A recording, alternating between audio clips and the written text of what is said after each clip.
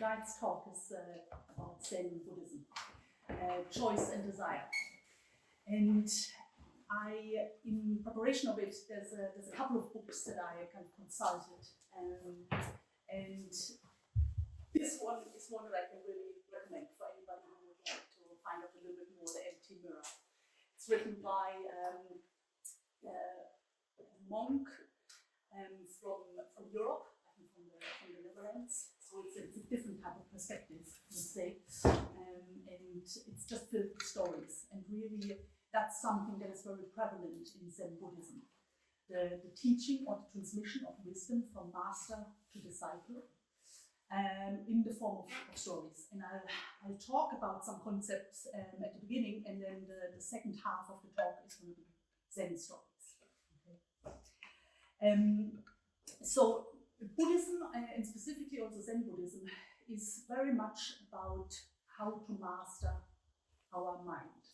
Okay, it talks about the two facets of the mind.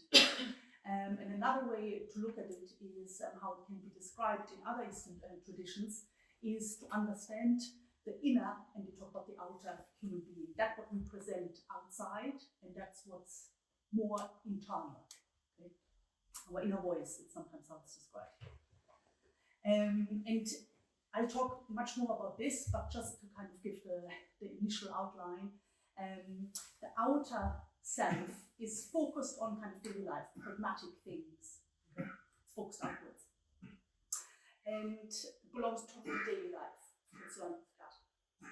But there is also, they suggest, inner nature, inner self, which has dreams, aspirations, okay? Wants to improve, asks itself questions. And it depends on in what state of mind we are in, we make different choices. And Zen is, I think anybody who has Googled a little bit about it, is to reach Buddhahood, it's to reach enlightenment. And enlightenment, or nirvana, is they describe as an inner state of mind. There's no place in the universe, let's say, that we can reach, okay? But it's an inner journey. And how to reach it, I focus some of the class on the teachings of Zen Master Dogen. And he says very simply that there's two paths or two ways to reach it, which is to develop virtue and strength in everything we do. He talks about development of fortitude. And he says there's no gap between the daily practice of improving ourselves and enlightenment. So what he suggests is that Zen or reflections, it's not an analytical practice, it's a practice for everyday life. And he suggests that even a little practice enables us to reach enlightenment. It's like a path. By stepping on it, the first step, we are connected to the destination, the end. Okay. There's a very famous writer, Christmas Humphreys. He wrote Zen is a Way of Life. And he says Zen is the most misunderstood practice or philosophy, or religion, it depends. And I think that's interesting, because oftentimes I think there's an understanding that maybe Zen is meditation, or that's one of the key aspects, key facets. But that's really the beginning stages. It is about the daily practice. Okay. Because meditation has its limits. Okay, we can only concentrate and meditate for so long at any point in time. Who are we? In what state of mind are we for the rest of the day? Then, it's the idea. I'll make a few references to other philosophies as well, because this kind of gives us maybe a little fuller view of it, and also because there are similarities with other philosophies. So, this idea of their Zen being a daily practice, there's actually a small section that I want to read from this. This is maybe a quite well-known book. I don't know if people have seen it. Yeah, I see some rubbing faces.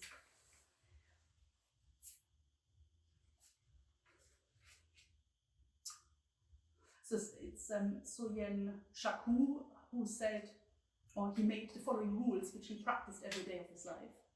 And these are some recommendations, interesting for reflection as well. In the morning, before dressing, light incense and meditate.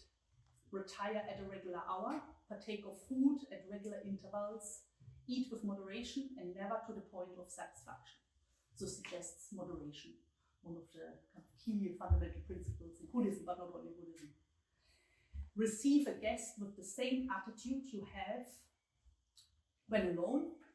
When alone, maintain the same attitude you have in receiving guests. For me, this is quite interesting because it's this idea of who are we when the final door closes. Okay? Plato suggests this idea of who we are is who we are when nobody's watching. He says, watch what you say, and whatever you say, practice it. That's also interesting. It's this idea of cohesion between what we think and how we act on our thoughts. Oftentimes there's maybe a disconnect. When an opportunity comes, do not let it pass by, yet always think twice before acting. Do not regret the past, look to the future. Have the fearless attitude of a hero and the loving heart of a child. So it suggests a heroic and active participation in life, an approach to life as well, but with an open heart. Compassion is sometimes how Buddhism is described as the compassionate philosophy.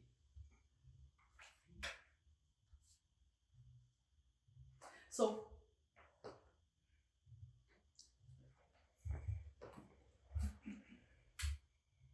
it's this idea of that Zen is a daily practice, and it should be a state of mind that we are infusing all our actions with in order to improve. And it's described as something that a person does. So it's not a concept, really. They suggest this, but there's not a lot of writings in Zen Buddhism, because it's mainly oral, it's mainly passed down from master, those who have gained a certain mastery of the practice and disciple their followers. Just to give a little bit about the history, it's Zen Buddhism is a mixture of Indian Mahayana Buddhism and Taoism and Confucianism. So it's a kind of eclectic mix a bit. It began in China, spread to Korea and Japan, and it became very popular in the West, mainly through the writings of Christmas Humphreys in the mid-20th century. And it's grounded or focused on, like I said, the Bodhisattva path. So, which is described as the practice of transcendental virtues. When it started in China, it was the samurai who were taught in this and had a great influence on the Japanese culture, architecture, and so on. And the essence of Zen is to understand the meaning of life directly. Okay? It speaks directly, let's say, to what I was describing, our inner self, the inner human being, beyond rational, logical, pragmatic thought. So it talks in symbols, for example.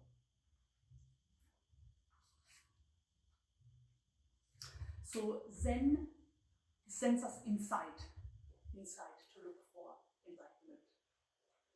There's no need for, let's say, external tools, specific incense or candles or something like this. It's an inner practice. And one of the stories I'm going to talk about at the end gives an example of this, which is quite interesting.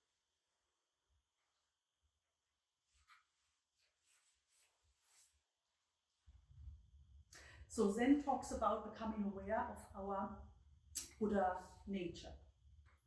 And there is one parable or story from the Buddha where it said that one day he held up a white lotus, and one of his disciples became, just by reflecting on the lotus, spontaneously enlightened.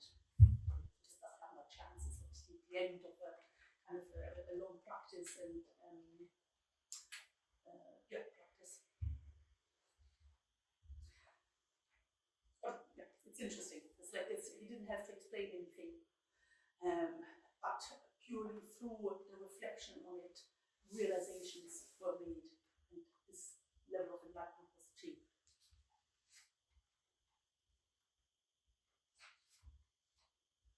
So, how to, let's say, practice Zen? I want to talk a little bit more about this idea of the dual mind, or the inner and the outer human being, the outer self and the inner self.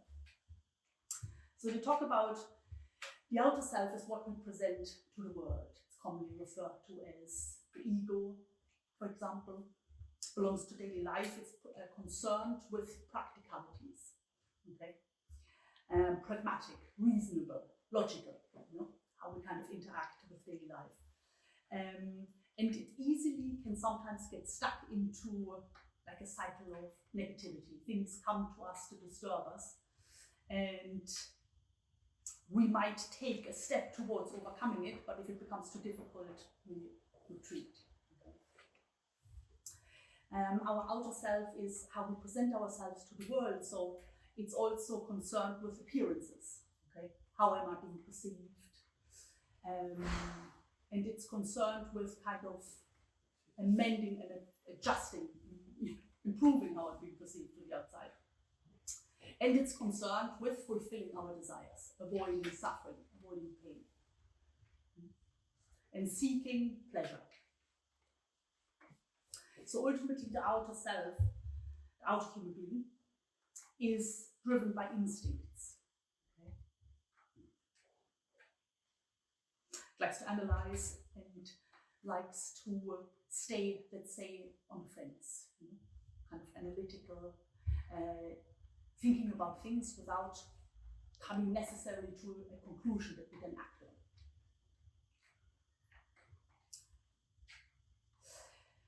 The inner human being, or the inner self, has different aspirations.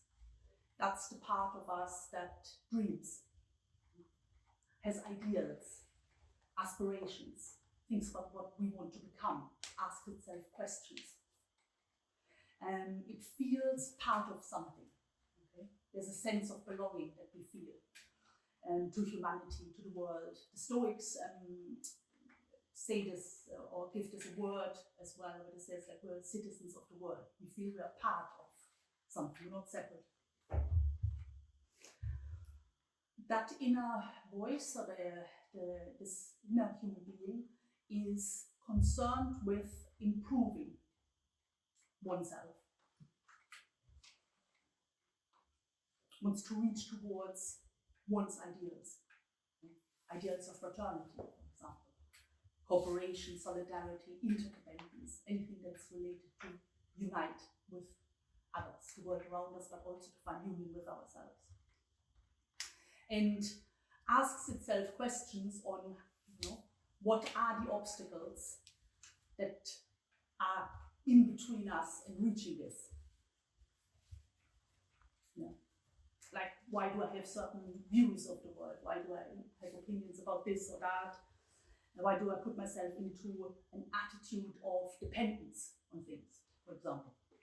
Why do I get annoyed in this situation, in these situations I don't? So all these type of questions that with reflection and reflecting on our actions can reach us, or can reach a better understanding of ourselves. If we're in that state of mind, there's also, the inner human being is not really stopped by obstacles, okay? But sees it as it's just part of life. And there is a way that obstacles can be overcome and doesn't give up, let's say, at the first hurdle.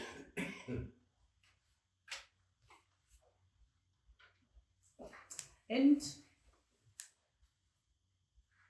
it understands and perceives things through symbols, analogies, images, connects with mythology, stories.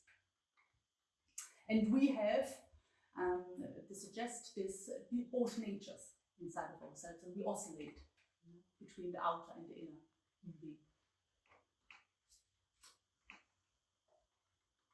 And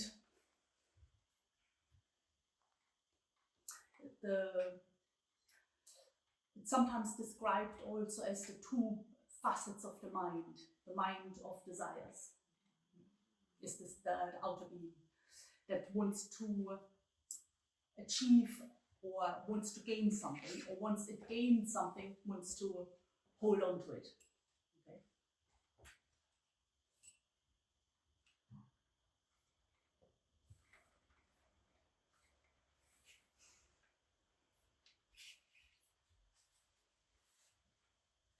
Whereby the inner human being has the desire to become better, to improve, to be more kind, to be more generous, for example. And it concerns itself or had thoughts about, in order to become whatever I visualize, idealize of myself, what is it that I have to do today to reach this?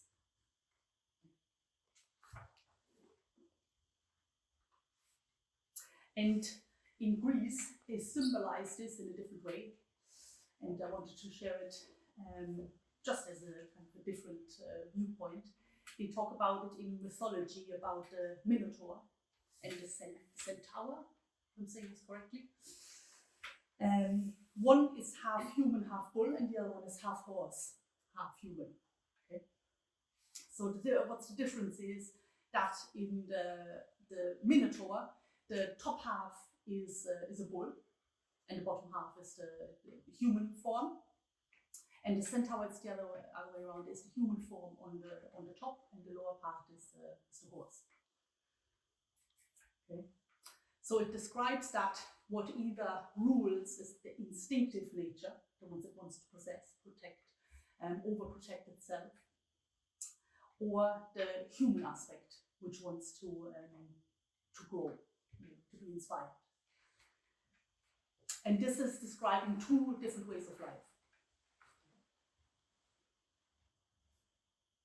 One which is perpetuating ourselves, okay, which doesn't only have to be physical, can be also ideas, opinions. We want people to agree with our way of life, our way of thinking, for example.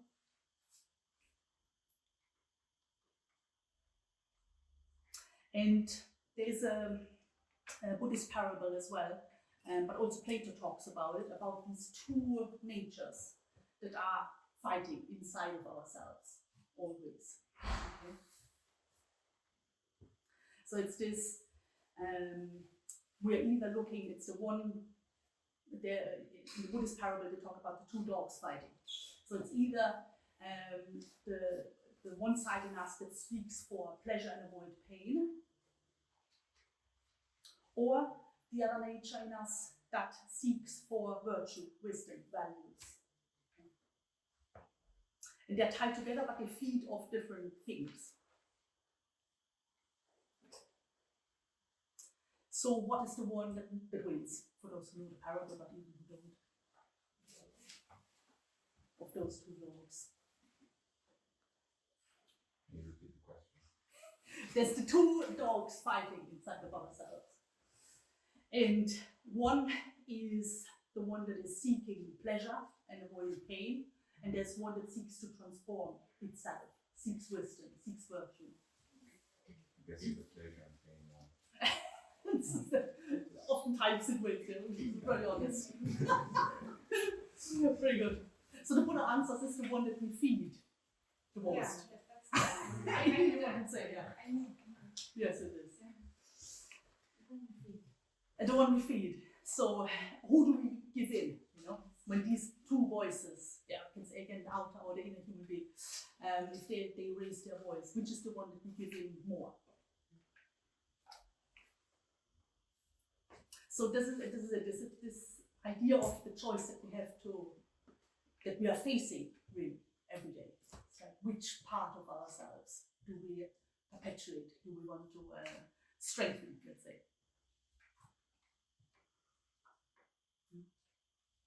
And it's interesting because I sometimes can identify maybe more with the outer human being, the one that is filled, driven by desires, and we forget that we have the other facet inside of ourselves as well. We forget about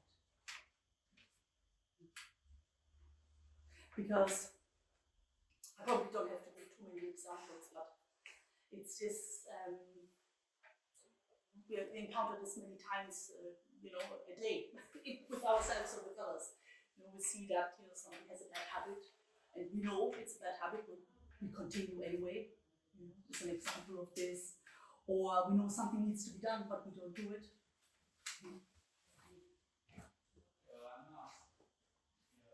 Or there's maybe we express a behavior towards others that is hurtful. But if that's pointed out, maybe the response is, but that's the way I am. I can't change who I am. I'm inauthentic if I am changing. But what in us, or what voice is answering, in all of those cases? The inner or the outer self? It's the outer self. Because the inner self is more focused who it wants to become. It's not focused on what it has. Okay? So it's this difference of having and being.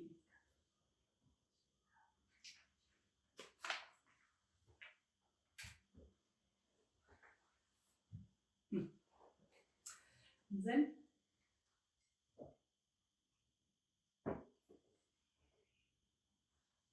when we talk about this idea of the outer and the inner self that is more subtle. We're talking the concept as well of what is real and what's unreal. Okay. In Tibetan Buddhism, that's called Sat and Asat. They talk about what is illusion, what is real.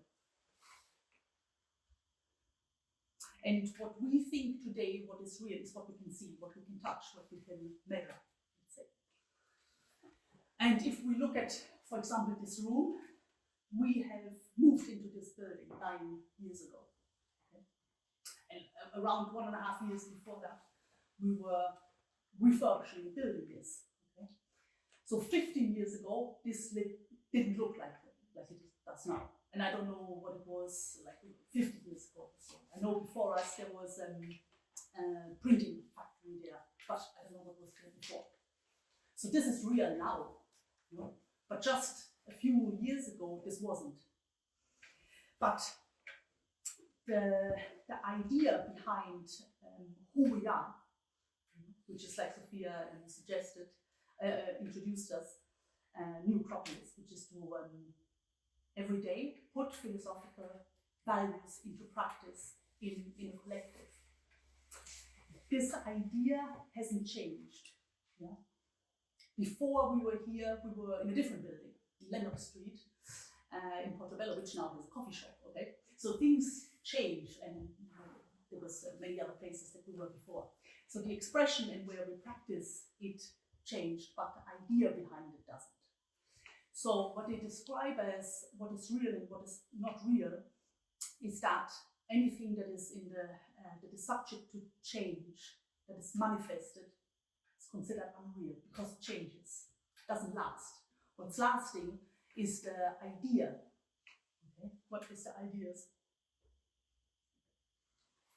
But we get very attached to the physical world.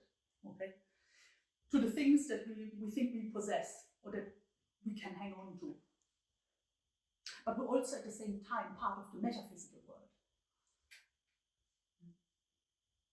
We can at any time close our eyes and imagine a place maybe that holds a special meaning to us.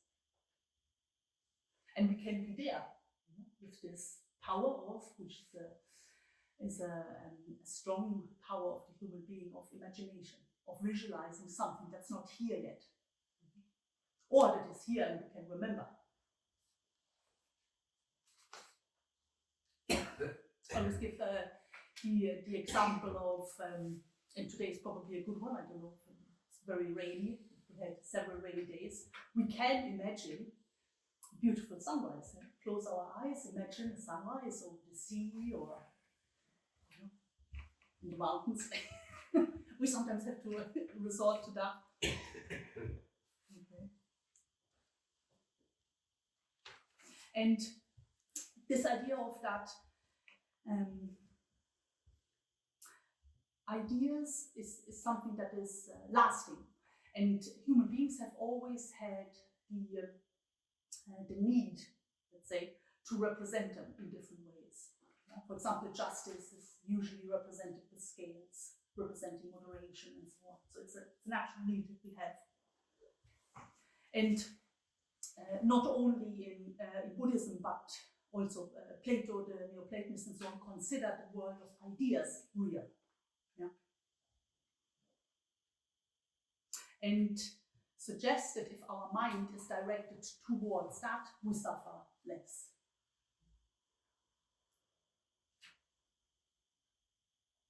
Another example is we might have all experienced the loss of someone we loved. And to see then, in the kind of facing this, to see just the, let's say, remains, thought about what happened, to their love, their compassion, their strength. Did it all disappear, and if so, where did it go? These type of questions that we sometimes ask, whether they're fundamentally human questions, really. So we are attached to the physical, but that's not all that there is. There's something beyond that.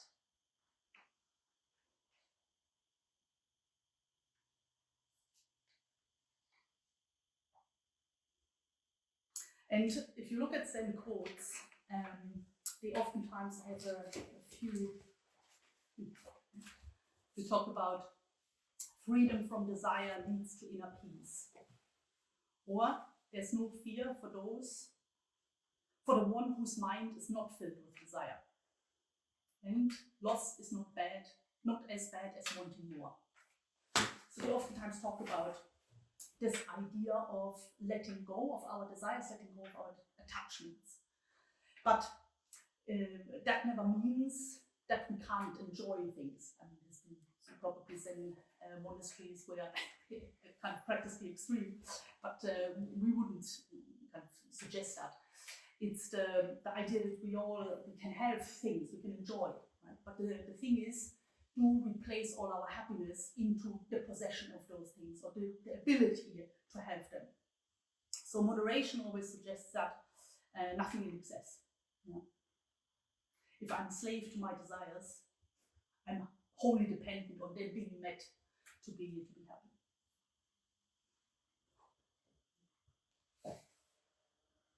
And they suggest then that if we are fulfilling these short-term pleasures, let's say desires, they will always be short-term. But if we act in accordance to our inner voice, our inner being, we gain a deeper satisfaction, something that is a little bit more lasting, because it's independent from external circumstances.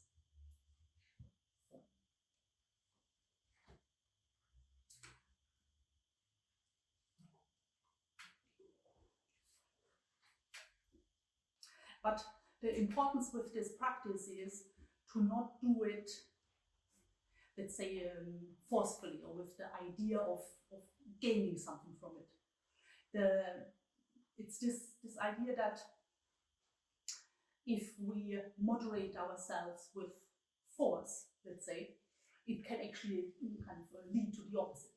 We kind of rebel against this because we don't really understand why we're doing it.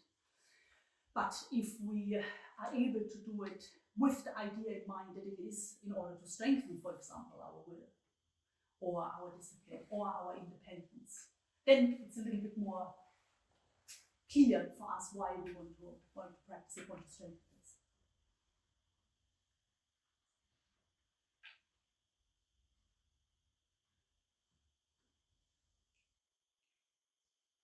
So there's loads of practices, or little examples of how we can practice this.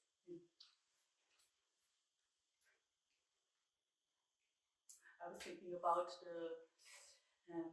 whatever it is that we're attached to, So anybody can make their own little list of 3 things.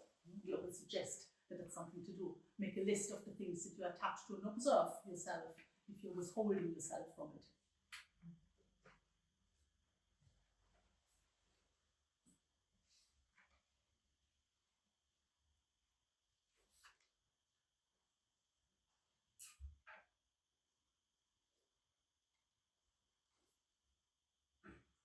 So,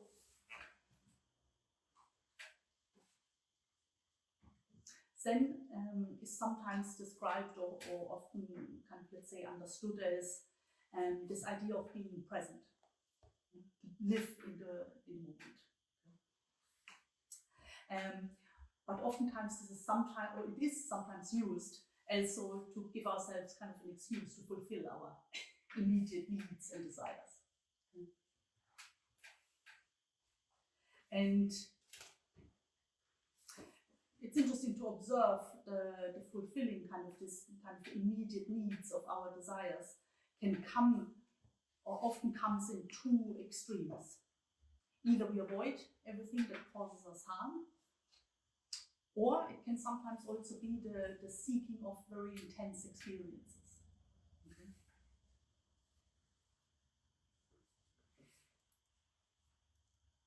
Okay. But for example, Master Dogen says that it's a good practice or a good reflection to think about in what way have my experiences today brought me closer to developing fortitude, inner strength.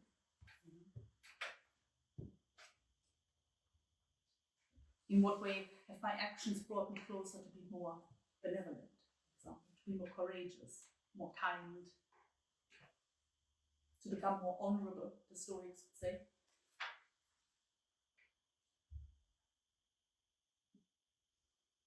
And it's true, to be present is to act with consciousness. And that's what he says, Master Dogen, is this idea of that if we act with consciousness and without expectation, suffering sometimes comes also from unfulfilled desires. We're acting, we expect something in return. But if we act without, or maybe not completely without, but at least we have the state of mind to not ask for something in return, that we can perceive this perfume of enlightenment. So he says Zen is in everything, whether we do walk, sit, or talk. So it's by expressing and acting consciously according to our ideals, to our values. And for me, as I said, this is how enlightenment is reached or it's achieved. And I find the word enlightenment quite interesting because there's, of course, light in it, and that's what kind of the main description of it means: light and illumination, to gain insight into ourselves, to see how things are connected, to be a light into ourselves and maybe to others, shed light. But then there's also the second meaning, let's say, of light, which is weightlessness, something is light. And reminds me of a concept in Taoism, which is Wu Wei, which talks about effortless action. And what makes an action effortless in Taoism is exactly that, an action where we don't have an expectation of a result. Because what makes things hard is expectations and then them not being fulfilled.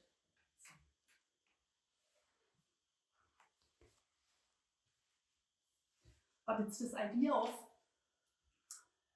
to do what is the right thing according to my current understanding of what I consider the right thing, and then to do it at the best of my ability without holding anything back.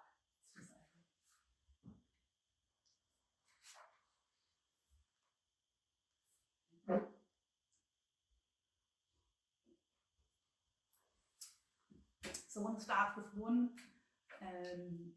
story, and we can take a little break.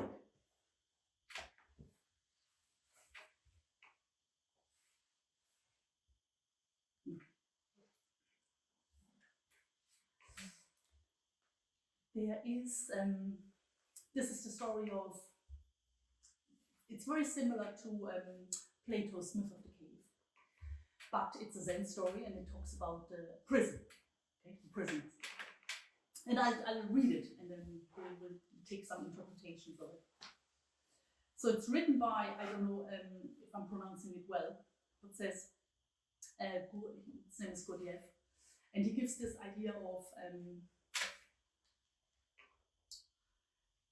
let's see.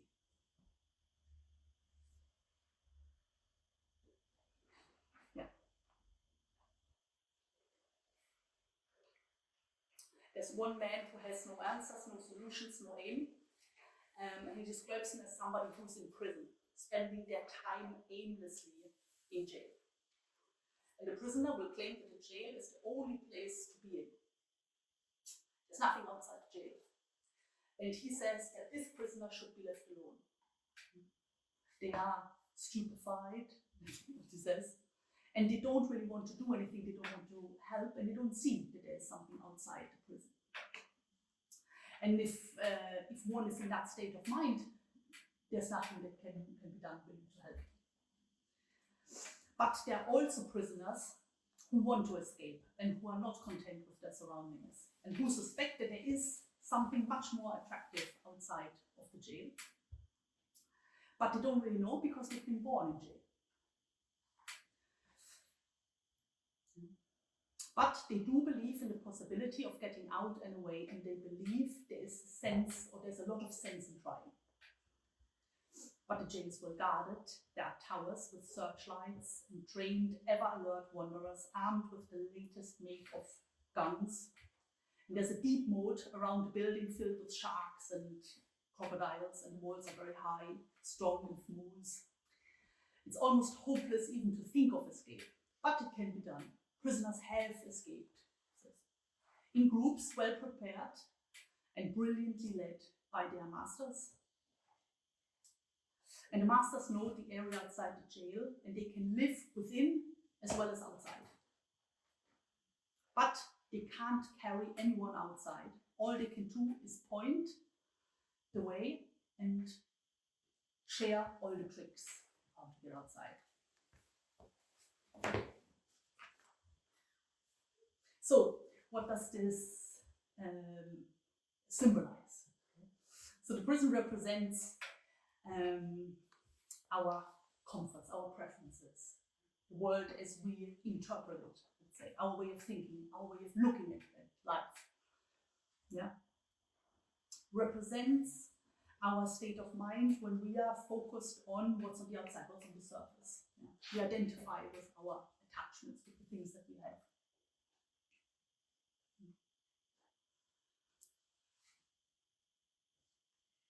This is when we don't dare to question ourselves and push ourselves beyond our limits.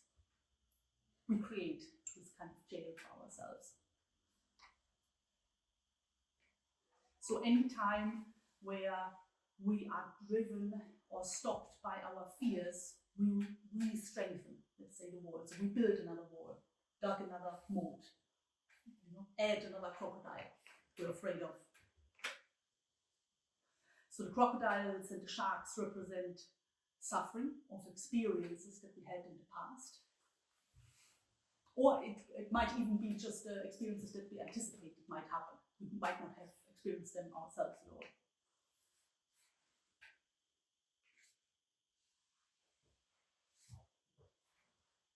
So how to get out is first to accept that there is something outside. There's something to be striven towards. And to look for guidance for those who have escaped the prison, let's say, who know how to get there. To accept instructions. In the course we talk about the voice of the silence for those, the three hallways. It's this idea of we escape, we follow guidance.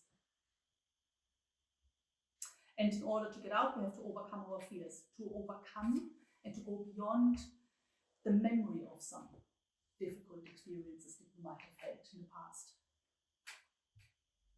And it's this idea of that that the master can't carry us out; we have to do it ourselves. It's this idea that we always describe of just by listening to, or reading, or reflecting on something doesn't make a difference in regards to our own development. It's the example of we can listen to however many YouTube or podcasts, or listen to somebody playing piano. It doesn't make us be able to be a great pianist. We have to actually do it ourselves. So it's this idea of that the path can be shown, but we have to walk it ourselves.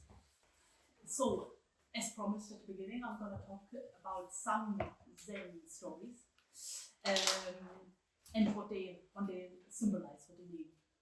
So, there's one of them is the story of the robbery. Okay?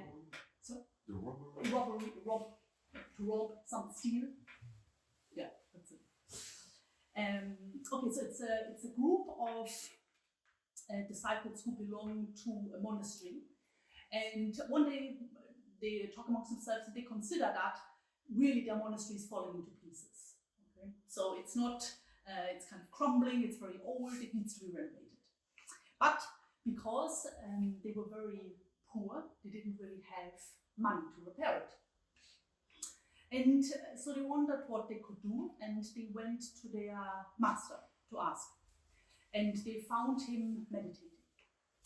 And he decided to give them a little test.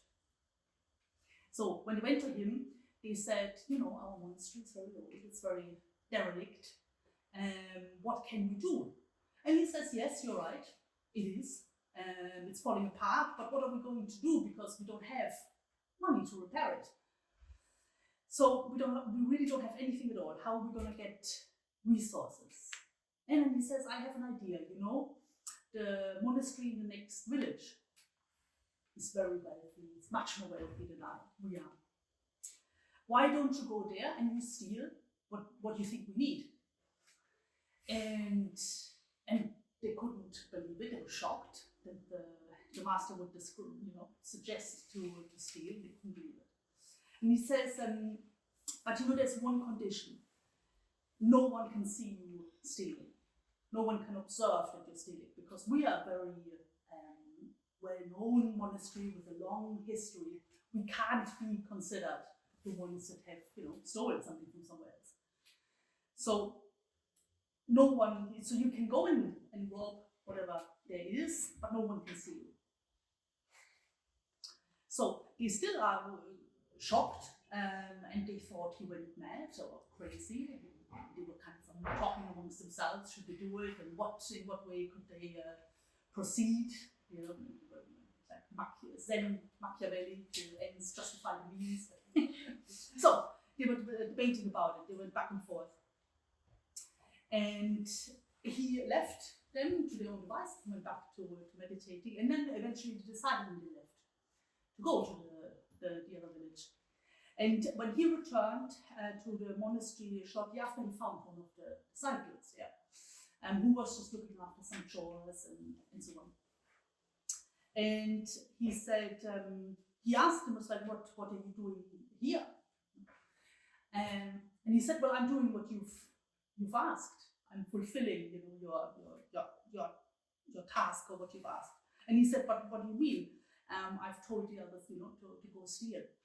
And he says, yeah, but you said that I shouldn't steal if anyone sees me. And I'm seeing myself all the time. I'm watching what I'm doing. So how am I supposed to steal? Okay. So, and then the master reflected and realized that this disciple understood a very deep truth. Because it's this idea of, that I mentioned at the kind of at the beginning of the talk, it's this idea of who am I when the last door closes, when nobody sees, let's say, nobody externally sees what I'm doing. Okay? So it's this idea is that it's the human being acts ethically whether or not we are seen. Okay? It's the difference of, do we identify with the outer human being that is concerned with how he or she is being perceived and acts kind of according to that?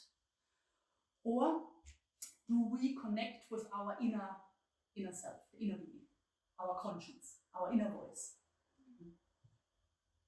If we feel there's nobody inside who observes us, then we might follow, the desires of the outer being. And that's really the difference between, let's say, temporal or ethics by, I don't know, a la carte, let's say, when it suits us, and true ethics, which is where we act in accordance to our conscience, where we act honorably, with dignity, in accordance to our own inner nature, not by fear of being judged by others. Because if we're already, let's say, only upholding a facade, then it's something very fragile. Sometimes this is also called the ethics of coercion or conviction. Yeah? We are coercing ourselves into doing something because we're being observed, versus conviction is the realization of me in front of my own conscience. What are my convictions? What's the right thing to do according to my values, ideals?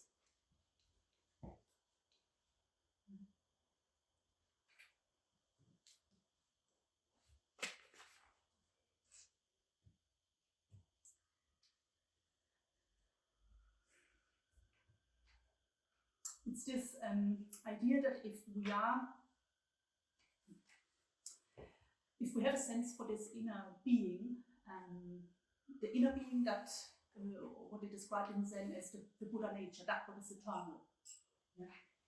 What's pure, if we respect it and try to act in accordance with it, that's what gets us closer to this idea of having a sense of enlightenment.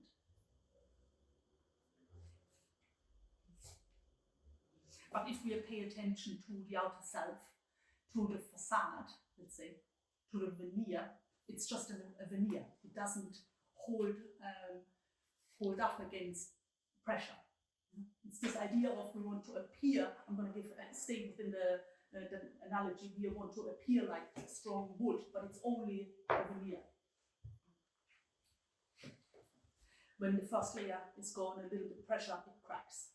Yeah. Adversity comes, it crumbles. If we only focus on this kind of perception. But if we focus on becoming strong, develop fortitude, independence, then we can handle pressure. We welcome it. Because it gives us proof that we are becoming stronger.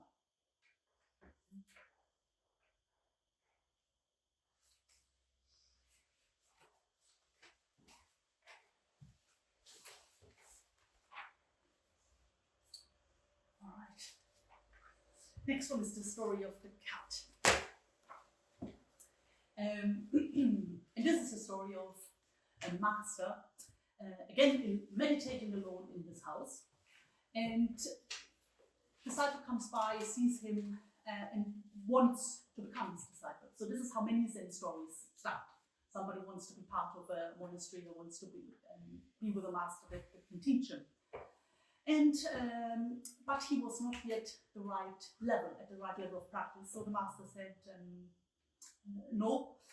But he also had mercy with him, and he said, you can be part of our life here. And because the disciple was very humble and he wanted to help, he offered the master to cook for him and to look after the hut and so on. And he let that happen because he liked him as well. And the master had a cat, and one day he was meditating, and the cat tried to distract him a lot. Okay? So it was kind of annoying him and climbing around him and licking and meowing and so distracting. He couldn't meditate. And so he took off the from his robe the belt, and he tied the cat against a pole, and then he meditated, and that's it. And the disciple passed by, and he saw the master with the cat tied up. And then after some time, the master decided to travel, as it was kind of common at the time, to travel around and to teach Buddhism to those who wanted to listen. And again, the disciple asked to participate or to follow with his travels, and he said, no, you can't come because you're not, people will think you're my disciple, but you're not yet at that level, so you can't travel with me. And he said, but will I look after your house, so when you come back, it's looked after well, and so on. And he said, he agreed with this, had mercy with him, and that's what happened. He stayed in the house then, and people started assuming that he himself was a master because he lived in the master's house. And he kind of behaved, or he thought himself as a wise person as well. And then many years later, the master returned back, and he passed through a village nearby, and there was a fair. And he heard people shouting, cats for meditation, the best meditation cats are available here. You have to get a cat that you have to tie to a pole in order to meditate. And he asked one of the merchants, what is this about? And he says, but haven't you heard? There's this master in the hut, and he's saying that you can't reach enlightenment unless you have a cat that you tie to a pole. And so he then understood what happened, and he went back and he put things back into the right order. And really what this means, or what this teaches, is this idea of anti-ritualism. Okay? We think that if we do things in a specific way, it helps us reach enlightenment, but we disconnect from the inner practice that is required. Yeah. And it's a pity because it's like the symbolism of, in many civilizations, fire has a great symbolic element, or the lighting of a candle, for example. Okay. It's something very beautiful because light or candle represents verticalization. Okay. Because the flame always reaches up. Okay, so it's this idea that we can connect with our highest ideals, aspirations, and that light represents this aspect. And I read in one of the books, I found this beautiful to say. It's like human beings are like candles. We came to the world to give light. It's another way of talk about enlightenment. And so therefore, it's like the candle represents kind of the human being or light. But if we lose the connection of what is the symbolic meaning and the inner attitude that needs to match it, it just becomes a mechanical expression. It's empty spiritualism, let's say, where we confuse the act of lighting a candle, lighting incense, sitting in a specific way, yeah, with it's like a mechanical thing, rather than focusing on the inner attitude, which is then expressed by the outward action. Okay? So it's the other way around.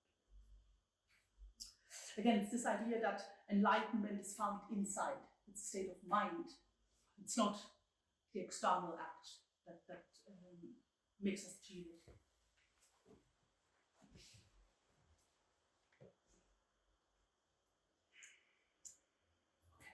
Last one. This is the story of salt in a glass. And again, it starts with a young man complaining to the master about difficulties he's experiencing in his life. Life is very painful for him. He went through a lot of pain, which often made him very sad. And he asked how to overcome it. How to overcome the great adversities of life. And the master asked to come with him to his house, and he asked him, put your hand into a bowl of salt and hold on to as much as you can in your hand. And then he brought him a cup of water. And he said to open your hand over the water and release all the salt into the glass. And so the disciple does it, and he shakes the glass and he gives it to him to drink, and he takes a little sip. And the master asks, how is it? It's disgusting, it's terrible, it tastes very salty, it's horrific. He said, okay, do it again. Fill your hand again into a bowl of salt and come with me. And they went to a river. And he said, do the same, you open your hand over the river and you release the salt. And then he asks, try the water of the river. And the disciple says, it tastes wonderful, very refreshing, very, very good, delicious, wonderful flavor. And then the master asks, so what's changed? The quantity, the salt, the thing? No, obviously nothing of this changes. But it's about, what he says is to transform ourselves from a glass to a river. Okay. So it's this idea of that, because if we gain depth and we expand, the adversities of life no longer change our essence of who we are. They just come. Yeah? And because if we fight adversity and we become more and more overprotecting, over-limiting ourselves, the space inside becomes smaller and smaller. Yeah? In what we feel comfortable in dealing with, say.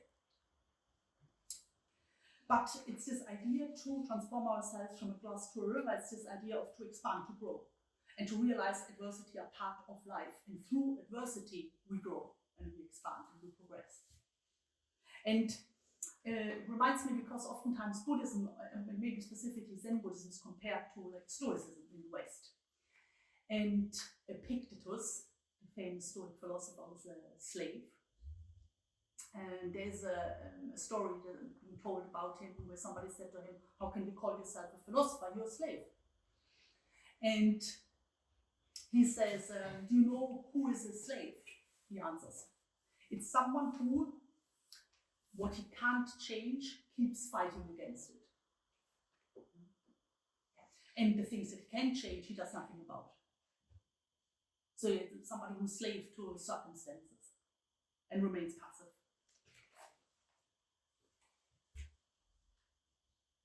It's like we fight against something that can't be changed. It's like punching a wall or a knife. We keep hurting ourselves, and we often do it. Yeah. So it's this again. It's this idea of what is it that we can change. We can't change the solid, the flavor of it, or that it's given to us, let's say. But how we react to it, we can change. It's this, there's oftentimes